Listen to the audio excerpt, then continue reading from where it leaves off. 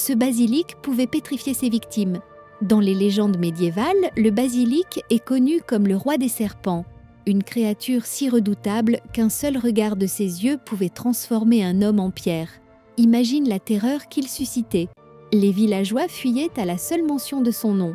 Cependant, la surprise arrive ici. Certains récits évoquent que le basilic naît de l'œuf d'un coq couvé par un crapaud. C'est un mélange déroutant d'animaux. En creusant un peu plus, on apprend que son souffle est tout aussi meurtrier. Tout ce qu'il touche peut mourir. Pourtant, une autre créature, le weasel, avait le pouvoir de le vaincre. C'est un combat inégal, mais un espoir existait. Continuons. On découvre que le basilic était souvent utilisé comme symbole de pouvoir par des rois et des nobles. Leurs emblèmes montrent la force et l'autorité, une créature terrible qui protège leur héritage. Et voilà le moment marquant.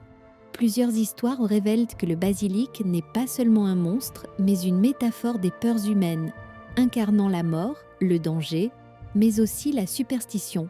Cela a des conséquences fascinantes. Évoquer le basilic, c'est parler de l'obscurité de l'humanité, de nos propres peurs. Un fait révélateur. Dans de nombreux écrits anciens, le basilic est aussi lié à la notion d'immortalité. Sa mort, elle-même, conduisait à la création d'un antidote à tous les poisons. En fin de compte, cette créature mythique ne se limite pas à son aspect. C'est une leçon cachée dans chaque légende. Le basilic nous rappelle que nos terreurs peuvent aussi renfermer des vérités profondes sur la vie et la mort.